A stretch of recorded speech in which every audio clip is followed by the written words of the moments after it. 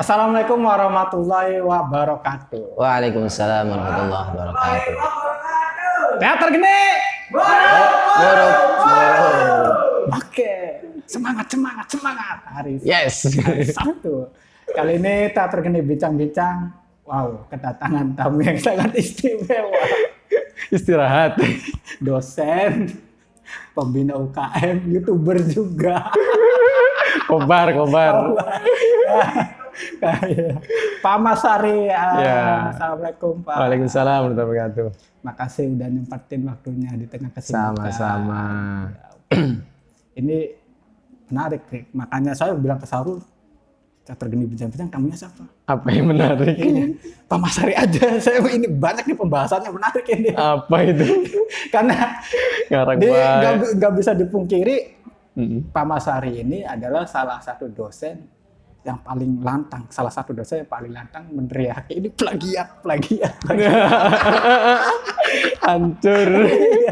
Iya. Ngomongin bahaya. Artinya kan di tengah-tengah kampus IEC ataupun kampus lain, saya pikir juga sama lah. Problemnya memang dari transisi SMA ke mahasiswa itu kan budaya copas kan ini. Iya. Tapi di kampus IEC ini Pak Masari berani dengan lantang melihat aktivitas mahasiswanya yang katakanlah ramai sekali karyawan, tapi tetap mengingatkan terus gitu, bukan mengingatkan lagi, malah lagi ya. Apa yang mendorong Pak Masari untuk katakanlah bertindak seperti itu? Ini pertanyaan pertama langsung tahu dengan masalah plagiat. Iya, ini menarik gitu loh. Jadi begini ya, sebetulnya banyak faktor sebetulnya yang melandasi kenapa saya itu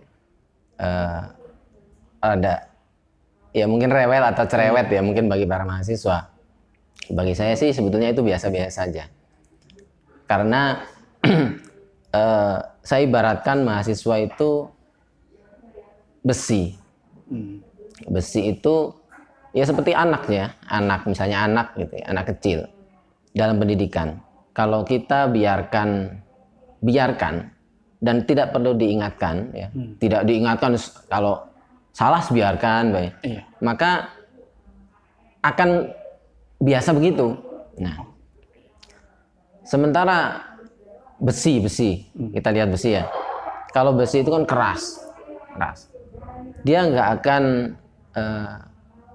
berubah ya, dari bentuk besi yang awal kecuali dipanaskan, kemudian diolah, kemudian dipalu keras gitu. Itu yang paling ekstrim. Jadi akan berubah sekeras apapun. Nah, kita kembali kepada masalah plagiarisme atau penulisan karya ilmiah. Sebetulnya hampir dimanapun kampus itu selalu ada problem ini di kalangan mahasiswa. Dan khususnya di kampus kita, saya itu sebetulnya ingat pesan dari Pak Rektor bahwasanya perubahan itu tidak bisa secara instan, tetapi perlu ada tindakan konkret yang nyata dan berkelanjutan. Maka problem itu kita hadapi di kampus, khususnya kampus kita ya Cirebon itu di kalangan mahasiswa. Itu selalu problemnya adalah kopas. Dan itu bukan di semester 1, 2, 3 di makalah, bukan. Karena deskripsi kita temukan. Dan saya ketika masuk kemudian lihat mahasiswa menulis skripsi juga bingung mereka kan. Tulisannya banyak yang kacau balau dan sebagainya. Padahal sudah semester akhir. Berarti kan ada problem besar begini. Berarti ada proses yang tidak dijalani. Karena itu plagiarisme itu harus tidak hanya dilawan, tidak cukup dilawan gitu ya, tidak cukup dilawan, tetapi ada langkah konkret bagaimana kita menempa itu, mahasiswa menghilangkan itu dengan dari awal di kelas kita mahasiswa dilatih. Ya mereka kenapa kopas karena nggak bisa kan gitu. Nyari yang instan, nyari yang instan, yang paling gampang karena nggak bisa, ya karena nggak bisa, bingung mikirnya, akhirnya ya ambil langkah instan. Kopas selesai kan gitu. Nah, itu ya mau nggak mau harus dari awal dikerasin gitu. Kalau anak itu dibiarkan dari awal begitu salah, dia kan nggak tahu kalau itu salah. Tapi kalau kita ingatkan, jadi mahasiswa itu karena nggak tahu gitu. Ibaratkan kalau di SMA kan nggak pernah gitu, itu dibiarkan aja kan. Ya artinya ketika Pak Masari katakanlah dosen, ketika ini mahasiswa ini copas terus kita mendiamkan, bukan kita, dosen itu mendiamkan, itu adalah sebuah pernyataan ini pembiaran. Dan dikiranya itu benar. Dikiranya benar. Gitu iya. lah. Jadi mahasiswa itu nggak tahu kalau itu salah. Iya. Itu pertama. Terus yang kedua, kalau sudah itu mereka tahu kalau ini salah, nah bagaimana yang benar? Ya harus kita ingatkan. Ini loh yang lebih tepat, ini yang lebih benar. Kita arahkan, bukan kita nyalahkan Kompas dan sebagainya, enggak. Ini sebetulnya saya pakai plagiarisme detektor itu, sebetulnya itu pakai free itu, sebetulnya itu hanya tool, alat saja untuk mendeteksi, memastikan bahwasanya itu benar hasil karya sendiri atau tidak. Karena sekarang kan ya namanya digital kan, semuanya ada di internet. Ngopas dari internet pas ketahuan, kan? Dideteksi sama internet. Itu hanya alat.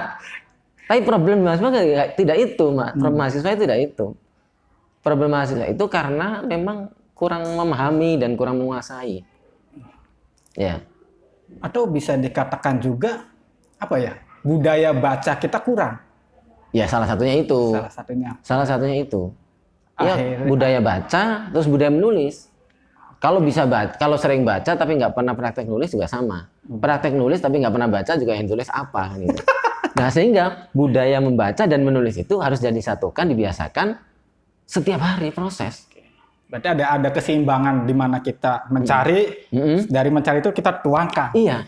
Kalau kita nggak pernah nyari, nggak pernah dapat apa-apa, apa yang dituangkan? Gitu. Sehingga semester akhir itu mahasiswa nggak bakalan bisa nulis skripsi. Akhirnya ya kopas gitu. Sehingga perlu ada langkah konkret semester awal, harus mahasiswa itu harus diingatkan. Ya sebenarnya menurut saya itu tanggung jawab semua dosen. Nah misalnya satu semester itu ada 10 dosen.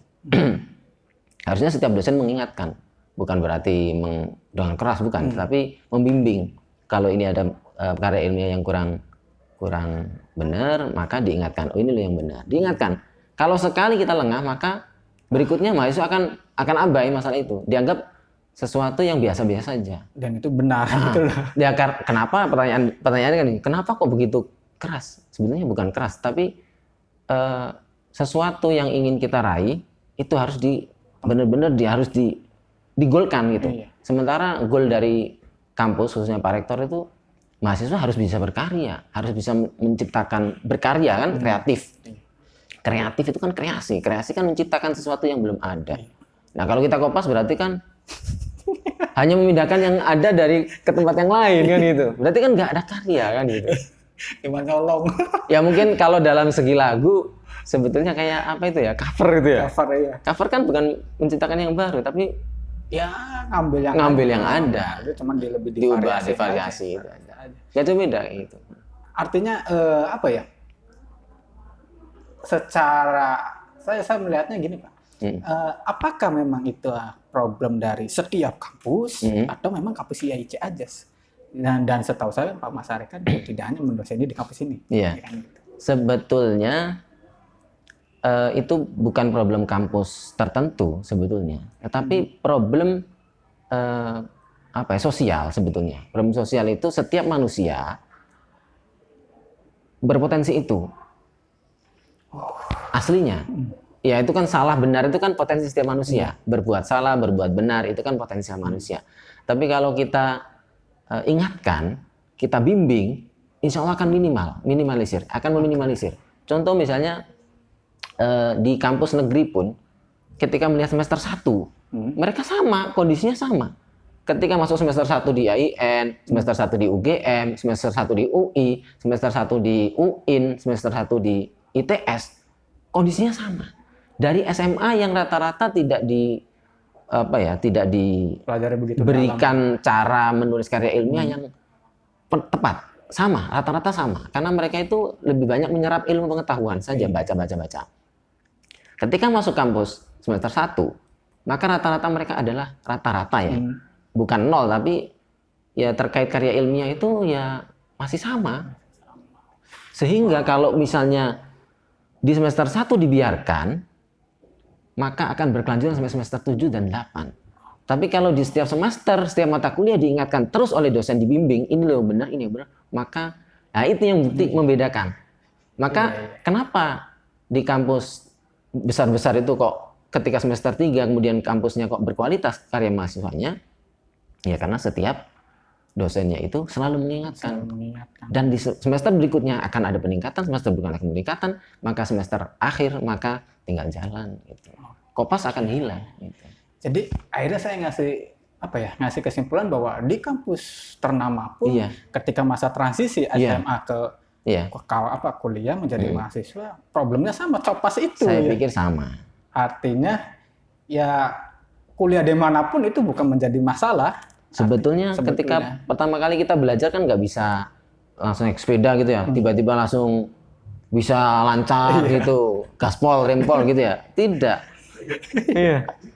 Nggak bisa langsung naik gas, naik motor gitu ya, baru belajar sudah gas 60, 70, nggak mungkin. Pasti gas 5 dulu, nabrak dulu gitu kan. Ya gitu, sama sebetulnya, sama semua.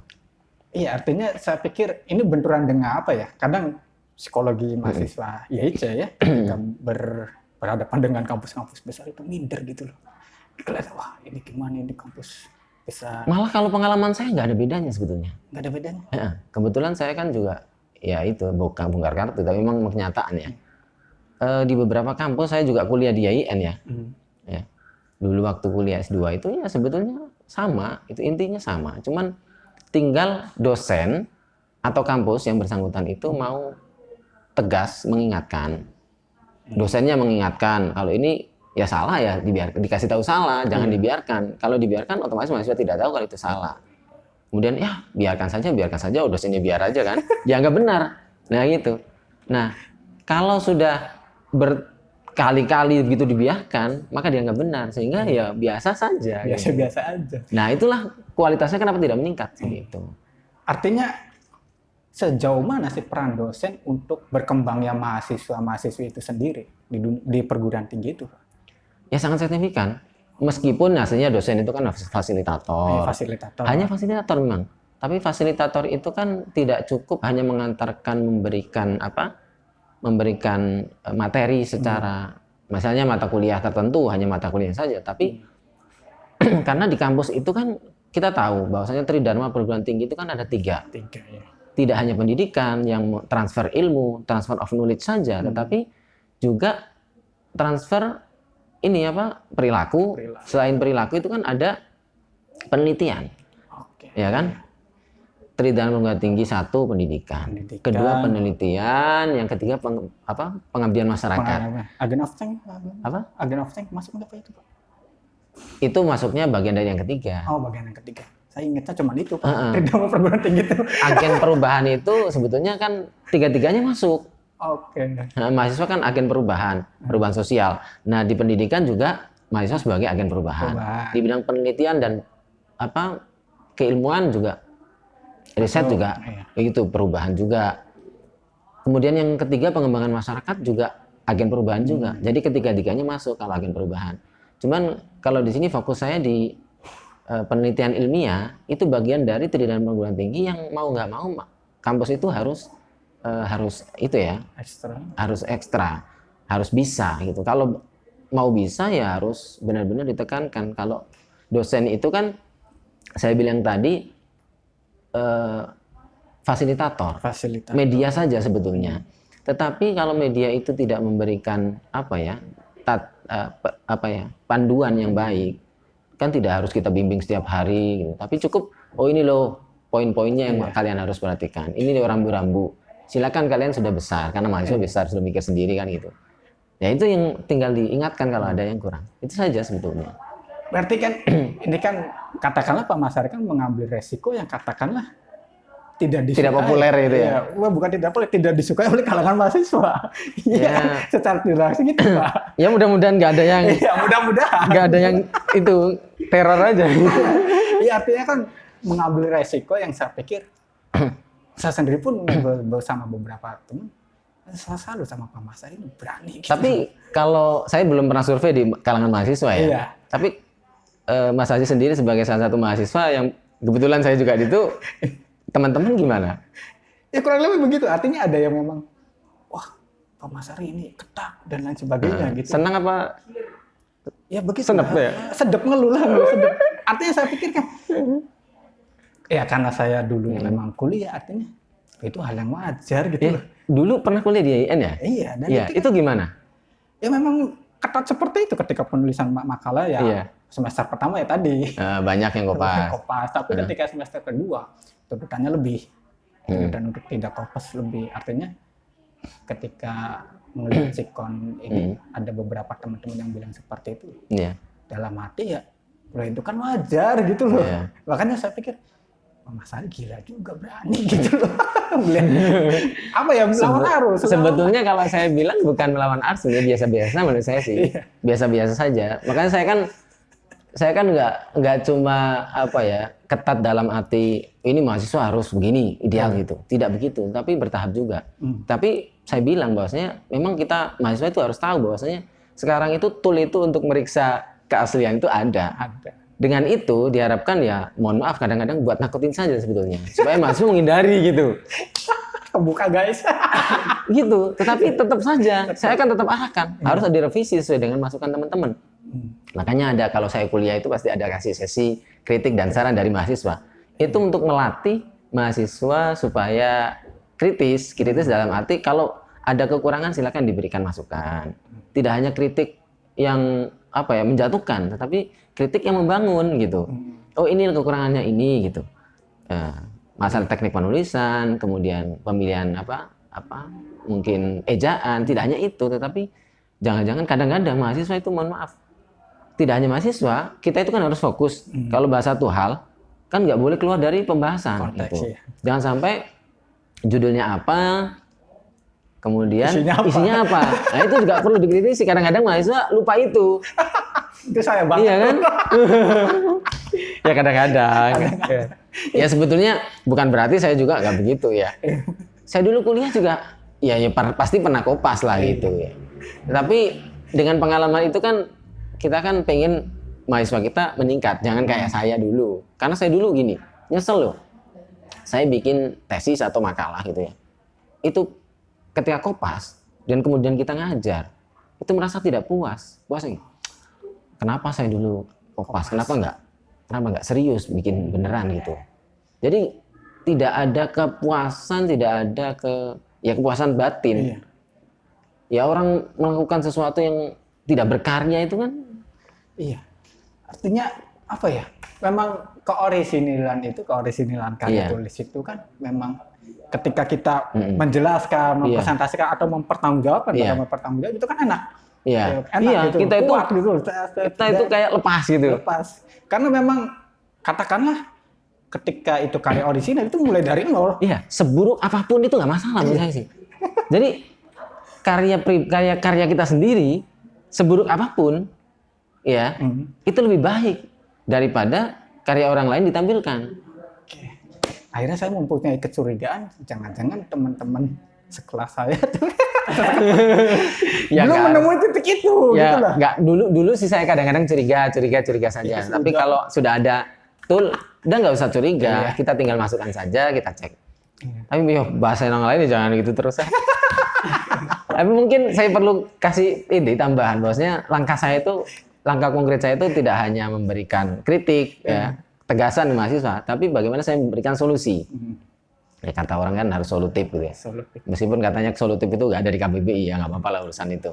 Tapi harus memberikan solusi. Makanya solusi saya itu dengan adanya UKM literasi itu ya, itu sebetulnya ya di mana-mana sudah banyak literasi. Tapi upaya konkret menurut saya sih salah satunya itu mahasiswa digerakkan dengan literasi. Jadi bagaimana literasi itu menjadi keseharian mahasiswa, terbiasa membaca, terbiasa menulis setiap hari, setiap waktu. Jadi apapun yang diketahui akan ditulis.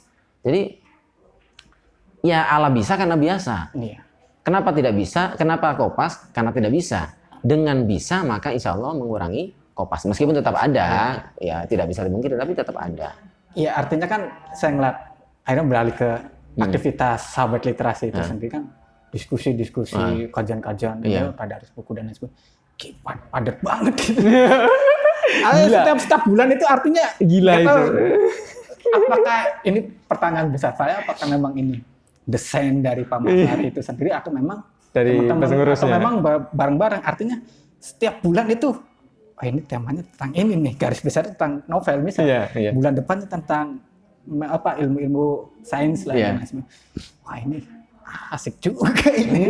Tapi apakah memang desain-desain yang seperti itu dari Pak Masari atau memang dari ide bareng-bareng? Dari anggota gitu. Iya, dari pengurus dan anggota. Jadi saya begini, selain sahabat literasi, sebelumnya saya kan sudah ini sebetulnya hampir setiap mata kuliah saya, mungkin Mas Aziz tahu ya, di mata kuliah sekarang yang saya ampuh, itu setiap pertemuan kan ada menulis esai itu. Iya, menulis esai. Esai itu kan maksudnya free writing, menulis bebas, tetapi terkait dengan mata kuliah, dengan gaya apapun. Meskipun kadang-kadang mahasiswa itu cenderung kopas dari materi, meskipun itu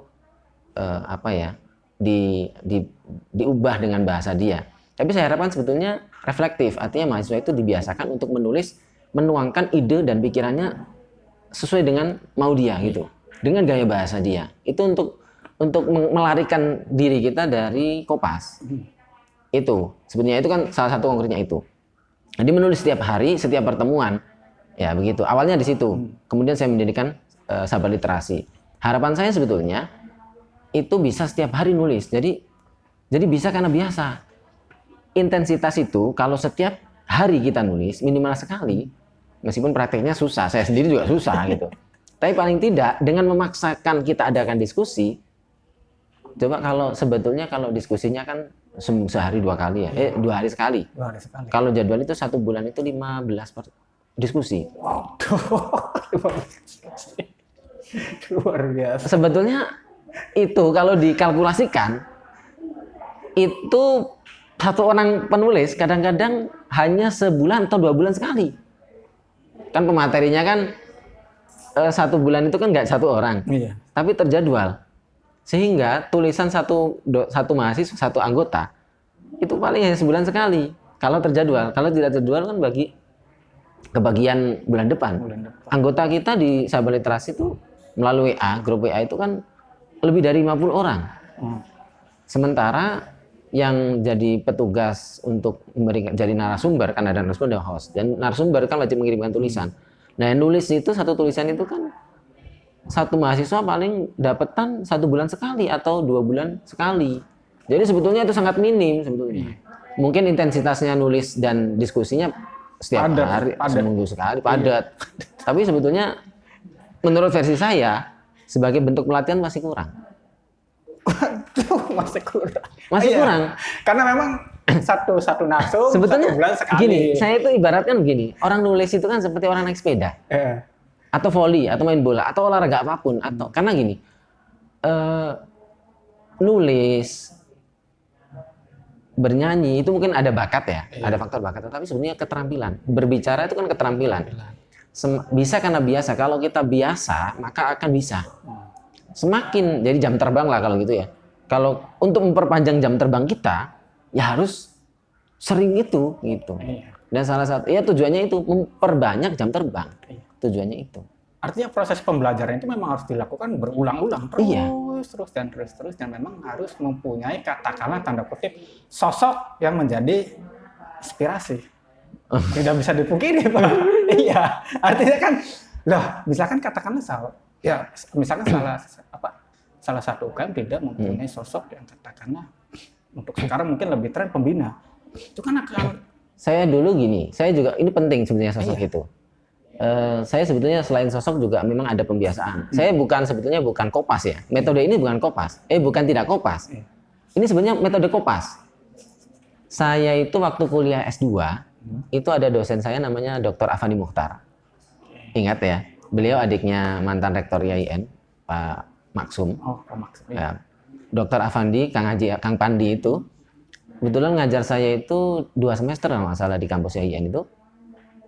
Setiap akhir kuliah, jadi sekitar 15 menit, ya atau pokoknya akhir lah. Pokoknya setelah beliau selesai, silakan dikumpulkan resume atau jurnal perkuliahan hari ini. Jadi mahasiswa itu dipaksa untuk menulis. Jadi kalau misalnya 12 pertemuan ya wajib mengirimkan 12 resume hasil itu pertemuan itu. Dan itu saya praktekkan sampai sekarang. Makanya jangan heran, dan itu menjadi bahan penilaian bagi saya gitu. Ngeri. Pernah ya? Pernah. Iya kan? Di mata kuliah saya gitu kan ya. Ini aja Mas Aziznya baru semester ini. Saya juga baru ngirim essay berapa itu. Jadi memang itu tujuannya bukan untuk memberikan beban, bukan, tetapi untuk membiasakan. Iya. Makanya setiap pertemuan itu ada menulis reflektif terkait mata kuliah, silakan ditulis, dan itu saya nilai. Misalnya 12 pertemuan maka harus ada 12 resume. Ya sekitar mungkin 3-5 paragraf untuk latihan nulis sebetulnya. Hanya itu sebenarnya tujuannya. Makanya saya nggak lihat kualitasnya. Yang penting dia nulis. Semono lah. Ya. Iya, gitu. Karena memang masih proses iya, melatih. Proses, saya bilang ini proses. Begitu. Oke. Saya sangat wow sekali. Ngeri juga gitu. Ini apa ya, kita ini Pak, ngeliat pandemi lah, kita ganti topik lah. Iya. Saya narik napas terus dari Boleh saya minum ya? Boleh minum Pak. Bismillahirrahmanirrahim. Ini kan ngelihat situasi pandemi, corona COVID-19 ini kan akhirnya ada metode yang lebih dikenal keren, itu luring dan daring. Iya. Dan ini menurut kacamata Pak Masari sebagai dosen lebih asik atau lebih efektif luring atau memang daring? Luring atau daring, sebetulnya masing-masing itu punya positif dan negatif. Kalau saya sih secara subjektif sih ya kadang perlu daring, kadang perlu luring. Daring itu enaknya kita kuliah sambil santai kan gitu. Tapi ilmu tetap dapat. Apalagi dengan kondisi semacam ini, banyak kalau saya sendiri malah bersyukur sebetulnya dengan adanya daring gitu kan. Dari segi dosen, dari segi mahasiswa, mahasiswa itu coba lihat. Biasanya kalau yang aktif itu sedikit, tapi kalau daring rata-rata aktif kan itu, semakin banyak. Terkait masih kualitas ilmuwan, saya pikir akan banyak media. Ilmu sekarang informasi itu bisa digapai dengan internet. Artinya kita memang tidak bisa mengandalkan satu pertemuan untuk dapat ilmu banyak. Tapi itu kan hanya pemantik saja untuk kita cari. Dan banyak itu di internet tuh, dosen kan memberi saran, coba ini. Ya, maka saya ambil peluang langsung pada tema yang kata mau dibahas itu soal YouTube. Itu sebetulnya. Jadi saya ambil kalau itu kan. Jadi begini, setiap ada kesulitan muncul peluang kan gitu. Iya. Kesulitan bagi orang lain, peluang bagi kita. Dengan kita membuat media, ya ini kita harus mau nggak mau harus kreatif. Kita kalau mengandalkan materi tertulis, kita share materi gitu kan kepada mahasiswa, kurang saya pikir. Dengan kita bikin video, ternyata mahasiswa itu lebih paham ketika dari video, visual audio gitu. Dengan itu kita bisa bikin konten, kemudian ya feedback baiknya buat kita ya pasti ada lah, ada viewer, subscriber gitu kan. Tapi itu ya mungkin sekedar ya imbuh lah gitu, bonus gitu. Tapi sebetulnya kan itu akan bertahan. Saya kadang-kadang malah begini, pengajian atau perkuliahan apapun, ketika kita sudah masukkan di YouTube misalnya ya, itu mohon maaf manfaatnya lebih banyak daripada kita offline. Kita offline bayangkan dengan penonton 5, 10 selesai, atau 100 selesai di situ juga. Coba kalau di YouTube kan berkembang. Saya itu video saya itu bisa sampai 1000 yang nonton kan, berkali-kali ditonton. Artinya kan mahasiswa kalau nggak paham bisa lihat lagi, nggak paham lihat lagi kan gitu. Artinya kan lebih bagus gitu malahan kalau saya pikir kalau dari situnya. Artinya ya kita ambil manfaatnya gitu, manfaat artinya positif banyak gitu dari situ. Iya, artinya kan saya ngelihat YouTube-nya Pak Masari itu viewernya itu sampai 2000, ada 2000 ya Pak. Wah, bisa. Itu akal-akalan aja. Bukan cloning ya, bukan ya, bukan. Itu murni asli itu. Iya. Makanya. Ya karena memang kontennya memang diminati oleh orang yang baca, orang yang nonton gitu. Kemudian yang menarik lagi adalah bahwa dari tadi ungkapannya Pak Masari, kesulitan bagi Pak Masari diterjemahkan menjadi peluang. Iya. Artinya banyak dari kita, mungkin termasuk saya juga, kesulitan ini diterjemahkan dari sebuah kesengsaraan gitu loh. Sebuah penderitaan. Iya, ada juga yang seperti itu. Katakan pandemi, wah ini saya nyari uangnya gimana dan lain sebagainya. Itu kan banyak yang diterjemahkan seperti itu. Tapi saya ngelihat aktivitas Pak Masari di media sosial YouTube dan lain sebagainya. Wah, iya artinya kesulitan di masa-masa pandemi ini menjadikan sebuah peluang juga gimana kita lebih kreatif untuk menampilkan karya-karya kita, entah visual, entah video, entah konten yang edukasi atau yang hiburan gitu. Artinya oke gitu loh. Emang iya, itu kalau dalam bahasa Arabnya itu ada yang bilang musibatu qaumin li qaumin fawaidu. Artinya musibah bagi satu kaum itu peluang bagi yang lain. Itu teori ekonomi sebetulnya. Iya, kalau ada hujan maka si anak-anak kecil kan ada ojek payung. Itu contoh konkretnya sebetulnya. Tukang ban, tambal ban ketika banyak orang yang bocor. Asal kita jangan pasang paku ya. Ya, jangan bikin kesulitan orang baru kita bantu, bukan. Tapi ketika menemukan banyak kesulitan orang, itu peluang bagi kita. Maka dagang online itu sebenarnya itu peluang sebetulnya sekarang. Karena orang sekarang malas di tengah pandemi begini, apalagi sekarang dituntut kalau jalan kemana pun harus transport. Kita kuliah, coba dengan adanya pandemi transport berkurang. Cuman kalian jadi kuota aja. Ya. Dan kebutuhan internet, katakanlah kebutuhan kuota dan wifi pun ada seperti kebutuhan primer, kebutuhan pokok akhirnya. Ya mau nggak mau, karena itu kalau harus beli kuota terus menerus, ya saya mau nggak mau harus pasang itu wifi di rumah gitu. Ya itu jalan satu-satunya menurut saya gitu. Jadi kita tinggal bayar per bulan setiap hari gitu. Ya memang aksesnya lebih aman sih ya, supaya aman. Iya, artinya sekarang ini adalah memang kita tidak bisa menolak era digitalisasi, tidak bisa menolak hal itu, dan ketika kita ketika tidak upgrade, tidak up to date, ketinggalan jauh. Makanya saya sendiri sebetulnya kita itu terlalu jauh tinggalnya sih ya. Iya. Tapi nggak apa-apa lah, melangkah aja. Gitu. Saya sendiri akhirnya daripada tidak langkah kan gitu. Saya sendiri akhirnya, wah di teater kan ini kalau begini terus mati teater. Akhirnya saya mencoba untuk kreatif, bagus ya. Iya. Teater ditampilkan di YouTube gitu.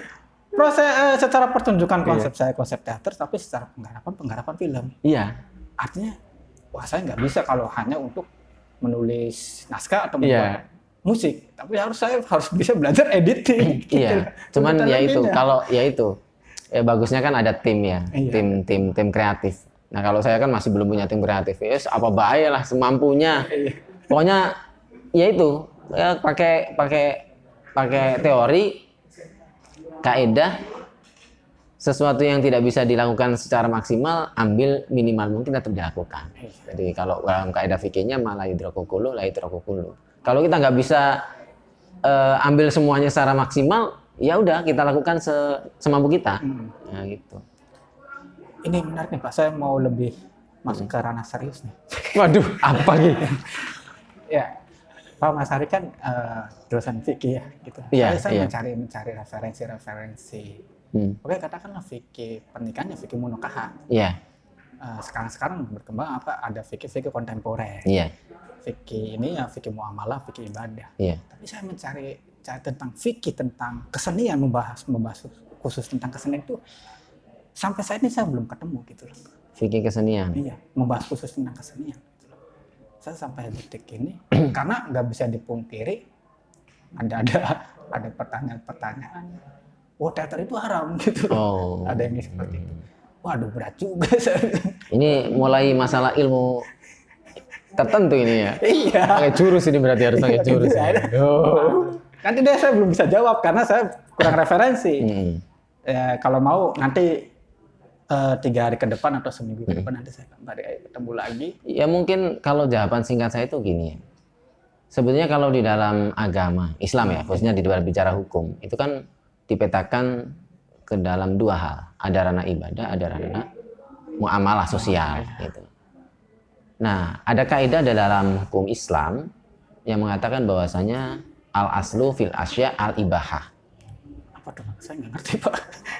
Hukum asal segala sesuatu itu boleh aslinya dalam bab muamalah. Oke. Nah, kita lihat seni itu babnya, bagiannya itu ibadah atau muamalah aslinya. Seperti makanan ini. Makanan itu aslinya ibadah atau muamalah aslinya? Muamalah. Kebutuhan prima sehari-hari kan. Makanya hukum asalnya boleh. Nah, nanti akan keluar hukum ke yang lain ketika misalnya berbahaya, ketika mengarah pada kesia-siaan, ketika membuat kita jauh dari, ya pokoknya membahayakan lah gitu. Selama tidak bahaya maka nggak apa-apa. Selama tidak mengandung unsur, yaitu unsur-unsur yang terlarang, maka nggak apa-apa. Itu asli hukum asal. Kalau seni sih di situ. Iya. Hukum asalnya. Karena memang seni itu sendiri kan berangkat dari sebuah keindahan manusia. Mana sih Iya. keindahan gitu loh. Iya. Artinya Ya, malah ada itu innallaha jamilun yuhibbul jamal kan itu. Allah itu maha indah dan menyukai keindahan. keindahan. Dan seni bagian dari keindahan. Iya artinya, wah ini fanatik juga saya pikir. Itu ya ada juga yang begitulah. Teman lah beberapa teman yang mengatakan seperti itu ya. Ya berarti kan gini, fikih itu kan tidak hitam putih. Enggak hitam putih. Bisa jadi sebagian orang mengatakan boleh, sebagian yang lain tidak boleh. Sebagian boleh, sebagian tidak boleh. Nah itu kan wilayah abu-abu. Fikih itu kan produk manusia.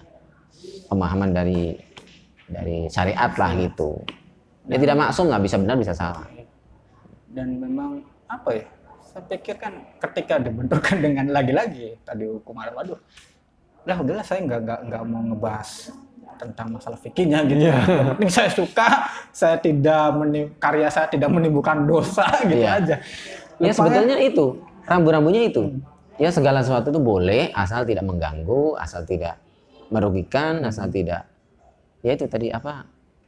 Hukum asli misalnya kita ngetuk-ngetuk ini hukumnya apa sih? Ya boleh.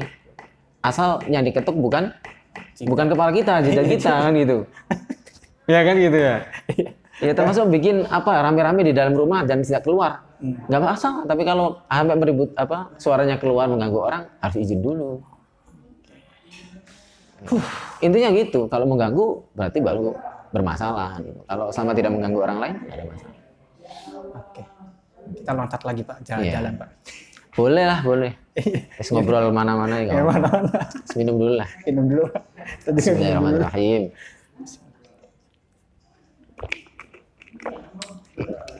Apa mana Gi?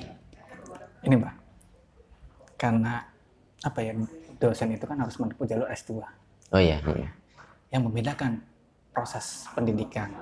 Proses pendidikan lah saya sebutnya lah. Proses pendidikan di S2 dan S1 itu seperti apa? Bedanya? Bedanya. Sebetulnya kalau S1 itu lebih intensif daripada S2. Secara waktu pun? Secara waktu, secara waktu. Kalau SKS juga lebih padat di S1 sebetulnya. Cuman bedanya gini, kalau S1 itu kan mahasiswa kebanyakan untuk mendapatkan materi. Ya, materi dari segi apapun, metodologi apapun ya di semester 1. Makanya banyak pengantar-pengantar itu di semester 1 di S1. Sampai bayangkan 8 semester. Mentok-mentoknya 7 semester ya, paling sedikit ya. 7 semester itu baru selesai. Ya di atas 150, 140 SKS lah gitu. Ya, kalau di S2 itu kan cuman 3 semester. Artinya begini, secara perkuliahan sebenarnya lebih padat di di S1. Hanya saja kalau di S1 itu mahasiswa banyak lebih dibimbing oleh dosennya. Kalau di S2 kebanyakan yang tampil ya mahasiswanya itu. Tapi sekarang sebenarnya desainnya nggak jauh beda sebetulnya. Cuman itu lebih bertumbuh pada si mahasiswa itu sendiri. Kalau di S1 kan rata-rata masih berpikirnya kan isi di dalam ini kan masih sedikit ya. Masih sedikit. Sehingga perlu banyak diisi. Sementara di S2 itu rata-rata sudah punya basic masing-masing. Sehingga tinggal mengarahkan kekurangannya apa sih? Ya, kan gitu. Jadi tinggal itu aja. Sebetulnya lebih kepada mahasiswanya itu sendiri. Yang tampil, yang aktif ya? Iya, yang aktif. Jadi kalau kuliah itu baik S1, S2 ya, khususnya di S2. Kalau kita sendiri tidak mau belajar sendiri, tidak mau nyari sendiri, tidak mau aktif, Ya, jemput bola itu bisa berupa dosen, bisa berupa referensi secara aktif, maka ya ketinggalan pasti, ketinggalan. Sehingga kualitas S2 juga nggak jauh beda dengan S1 gitu, ilmunya. Jadi harus aktif gitu. Aktif guys. Ya kalau ngandelin kuliah di S1 juga sama, kalau S1 cuma ngandelin pertemuan di kelas ya nggak dapat apa-apa. Kobar. Pikir kobar lah. Yes. Hancur, nggak dapat apa-apa wes. Artinya ya Harus aktif. Mau diskusi, mau nulis, mau baca. nulis nih. Saya. Menulis sekarang kan gampang, pakai pulpen bisa, HP bisa, tidak harus pakai laptop kan. Sekarang media lebih Ya, banyak HP lah, bisa. aplikasi banyak sekarang. Iya. Tapi kenapa nggak nulis esai? Kamu tuh Jis. Iya. Saya juga sama sebenarnya. Saya juga sama gitu. Iya. Tapi emang gini Pak, ketika memang apa ya, katakanlah fasilitas itu semakin mudah, kita semakin malas. Memang iya, ada faktor itu juga. Iya. Terlena.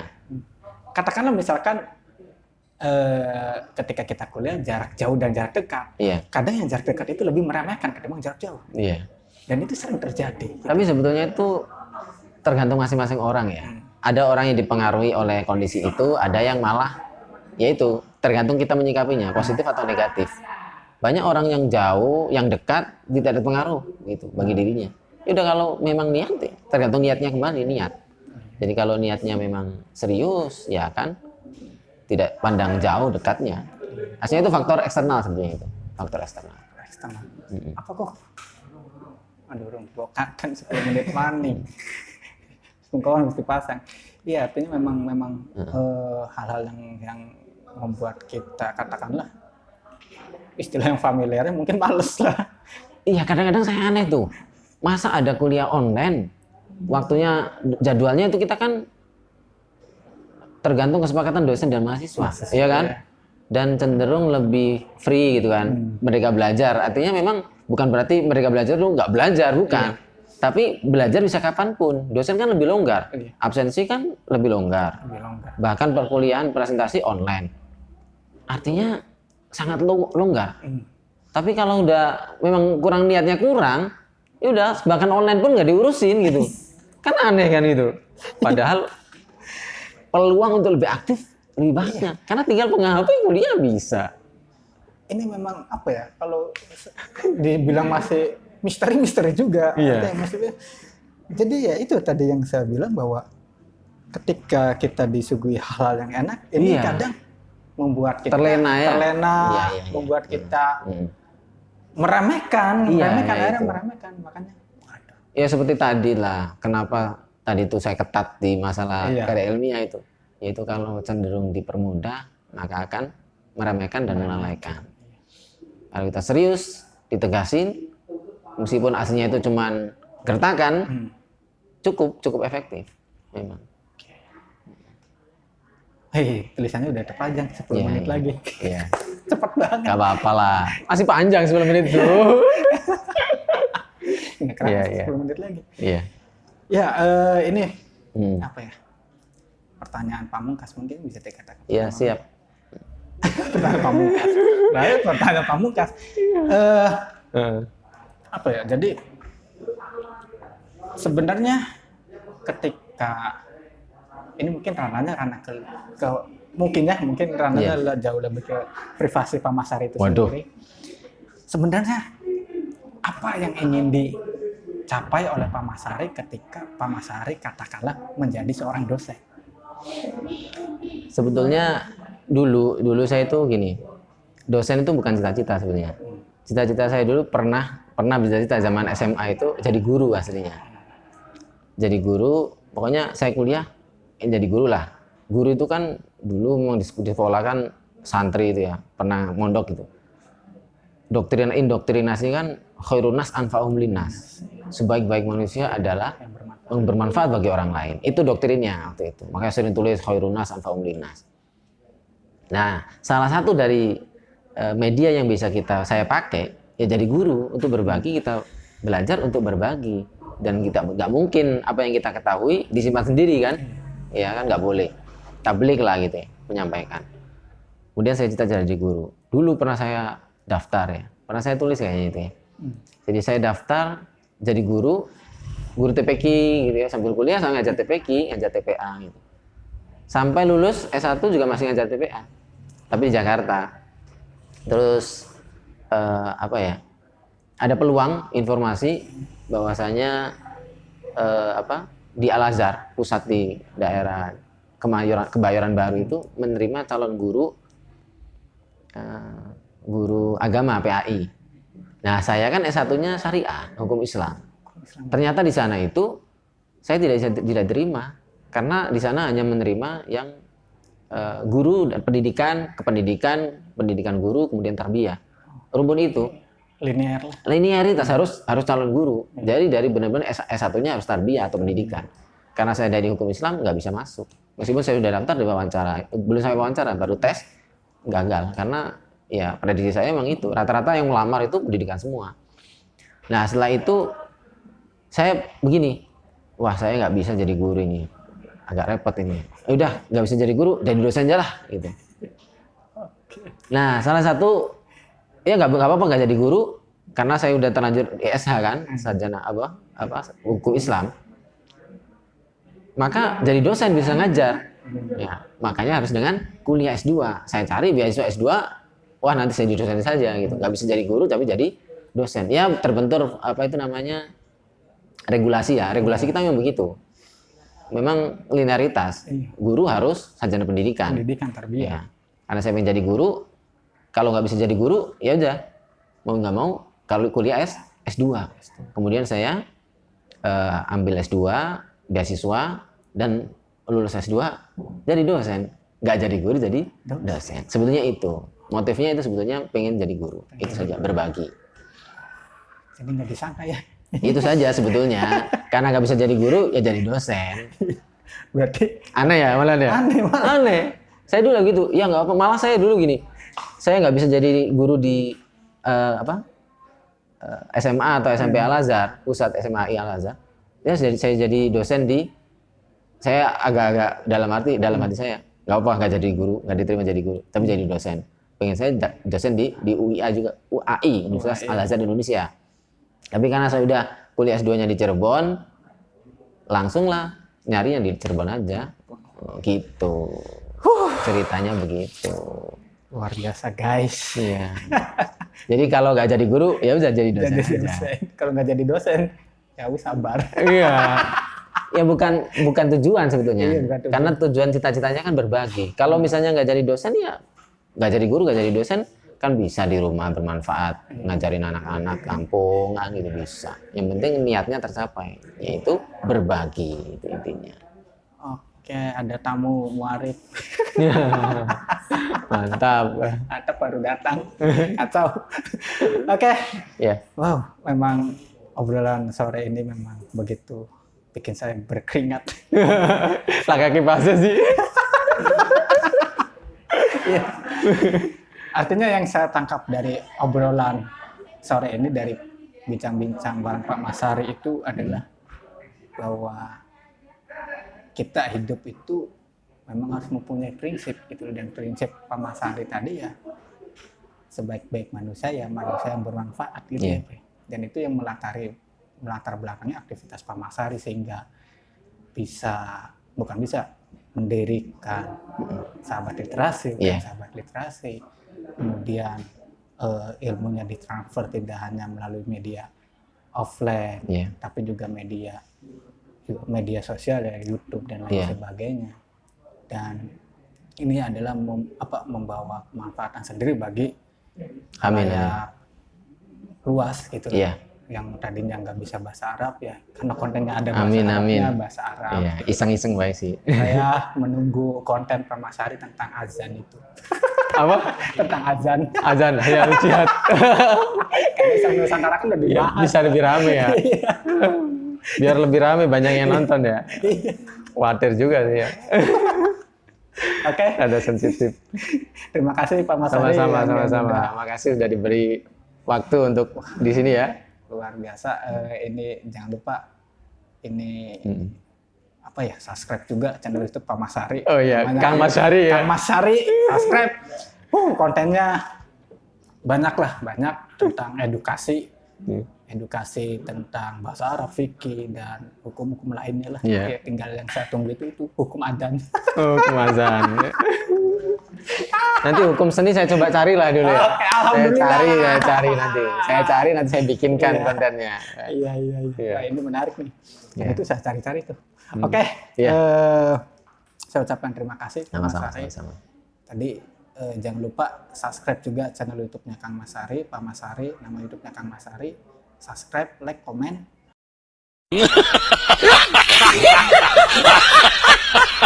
Taufik Walhidayah. Assalamualaikum warahmatullahi wabarakatuh. Waalaikumsalam warahmatullahi wabarakatuh. Teater geni. Buruk.